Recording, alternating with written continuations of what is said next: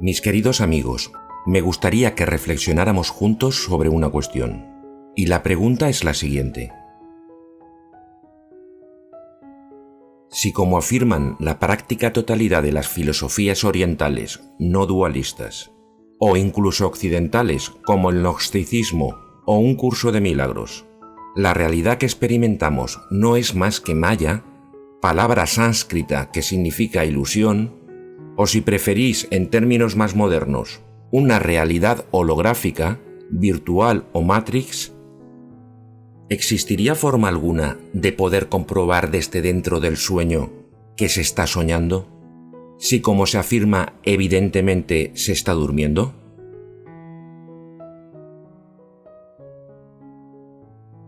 Pienso que encontrar la respuesta en el transcurso de la vida es de gran importancia, pues de ser así y no darnos cuenta, experimentaríamos lo que llamamos nuestra existencia creyendo que somos lo que no somos.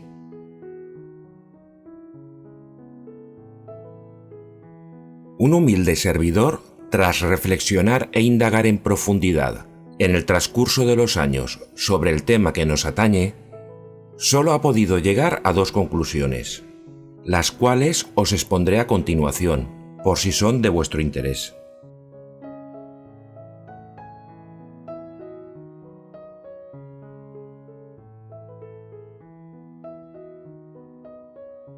La primera de las conclusiones que abordaré en esta primera parte de este vídeo está basada en escuchar con verdadera atención lo que nos dicta lo que llamamos razón. Y la segunda conclusión que abordaré en una segunda parte, al objeto de que este vídeo no sea demasiado extenso, es la demostración de esta razón mediante lo que denominamos experiencia, la cual, de obtenerla, constituiría la prueba indudable de que lo que llamamos realidad no representa nuestra verdadera condición. Sin esta experiencia, la certeza desaparece. Podríamos decir que solamente a través de la experiencia se puede alcanzar el sueño lúcido dentro de esta Matrix. Y lo llamo así por directa analogía con aquellas personas que tienen la capacidad de ser conscientes de que están soñando cuando están dormidos.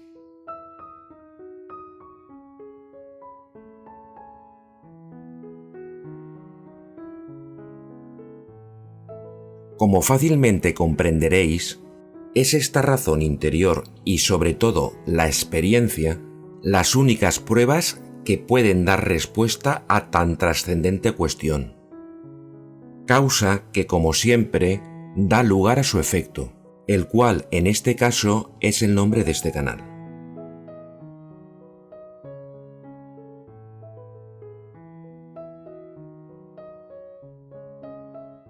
Pero veamos ahora a qué conclusiones puede llevarnos la primera de las vías o vía de la razón.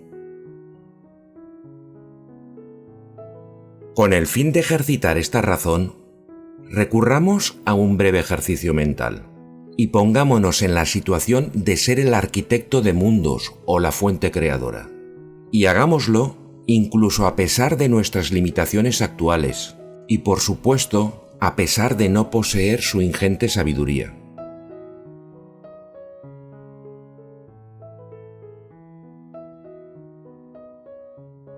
¿De verdad creéis que alguno de nosotros, en su sano juicio, diseñaría un mundo como el que vivimos, en el que la supervivencia está basada en una serie de cadenas o pirámides tróficas o alimenticias, en la que unos seres vivos tienen que matar y devorar a otros simplemente para poder subsistir?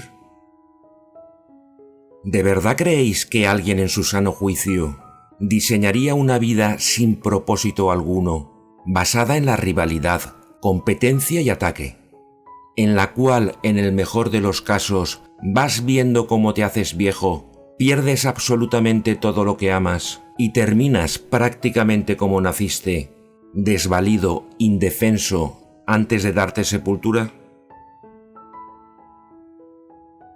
Evidentemente, ninguno de nosotros diseñaría tal modelo de existencia. por lo que en ese sentido la respuesta a la que nos conduce la razón es obvia.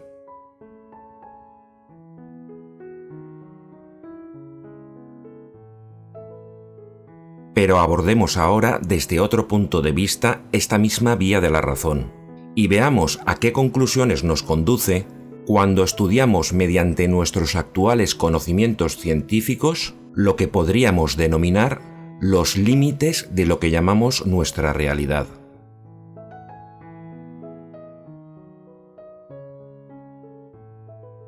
Analicemos primero lo que dice nuestra ciencia acerca del límite superior, el límite de lo muy grande.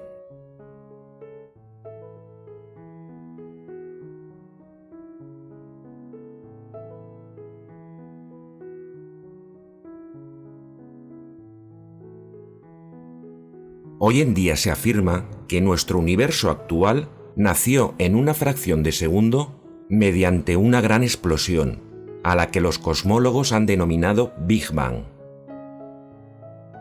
Hace unos 13.700 millones de años, pues esa es la edad aproximada de nuestro universo, no había nada, ni materia, ni energía, ni tan siquiera espacio vacío, porque el espacio en sí mismo no existe.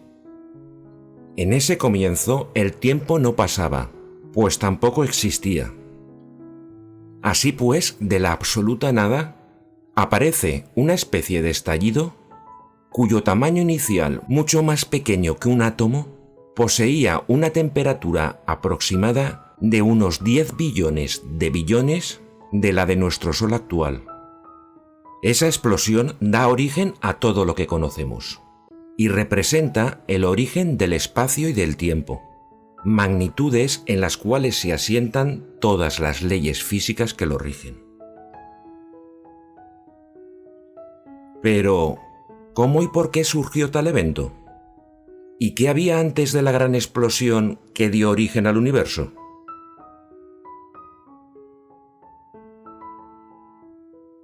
La ciencia afirma que absolutamente nada, puesto que todo se creó en ese instante, y por lo tanto simplemente se detiene en la observación de tal suceso. Pero me pregunto, ¿cómo es posible que la nada dé lugar a todo cuanto conocemos? Es cierto que la ciencia tiene una fácil respuesta para ese tipo de preguntas. Simplemente argumenta que ese punto inicial constituye una singularidad, y que por lo tanto no cabe preguntarse nada sobre él, o antes de él. Pero, ¿qué es una singularidad? Es un punto donde las leyes de la matemática y de la física simplemente no sirven. Extremadamente pequeño, pero sumamente denso y caliente, donde no existe el espacio y no transcurre el tiempo.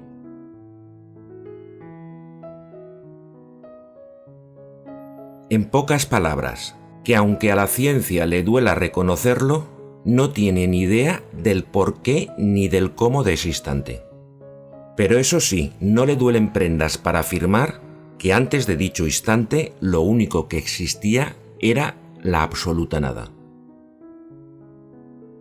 Y como evidentemente la razón nos dice que de la nada no se puede crear todo, para un humilde servidor este constituye el límite superior de nuestra ilusoria realidad. Pues si vas tirando del ovillo de nuestra realidad hacia arriba, hacia lo muy grande, ¿a dónde llegas? Pues os lo diré, a la nada.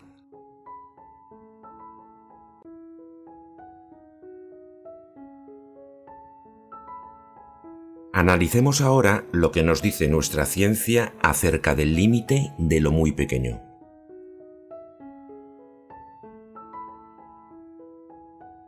Cuando Demócrito de Abdera enunció la doctrina según la cual la materia del universo estaría constituida por la unión de innumerables corpúsculos a los que denominó átomos, palabra de etimología griega que significa indivisible, los cuales se encuentran en continuo movimiento en un vacío infinito, Poco podía imaginar a qué extremo llevaría ese mismo concepto de átomo nuestra mecánica cuántica actual.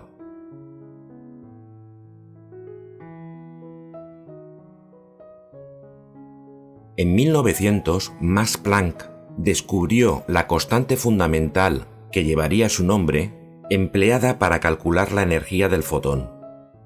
Este importante descubrimiento implicaba que la radiación no puede ser emitida ni absorbida de forma continua, sino solo de forma discontinua a través de pequeños paquetes de energía denominados fotones o cuantos, sentando así las bases de lo que con posterioridad se llamaría física cuántica.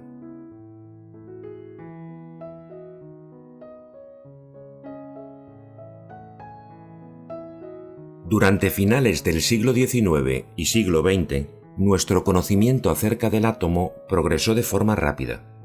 Así, con su estudio sobre los rayos catódicos, Thomson descubre como parte integrante del átomo a una serie de partículas con carga negativa a los que denominó electrones.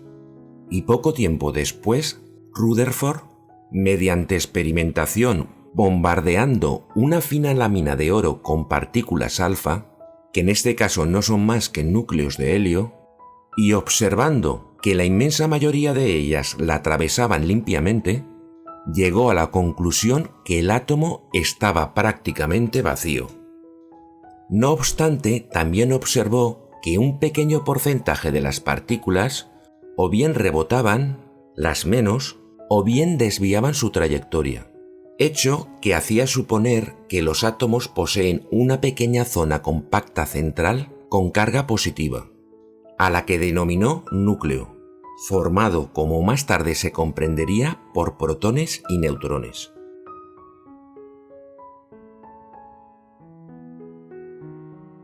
De esta forma se demostró que a pesar de que estructuralmente el átomo estaba formado por tres tipos de partículas, un núcleo central formado por la unión de protones y neutrones, alrededor del cual giran u orbitan una serie de electrones, el átomo era en esencia espacio vacío.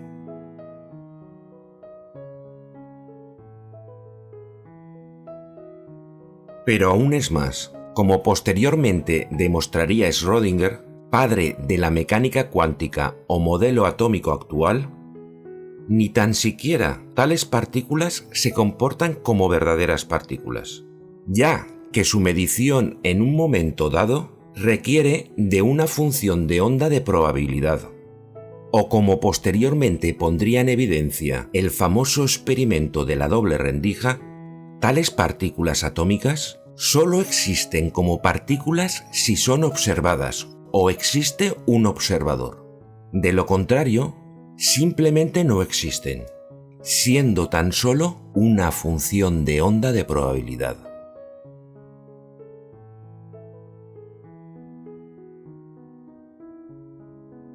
Así que, si nos damos cuenta, mis queridos amigos, nuestra ciencia actual nos está diciendo sin sonrojarse que vivimos en un universo donde absolutamente todo lo que percibimos se formó de la nada, y donde las piezas integrantes que constituyen su materia están formadas por nada.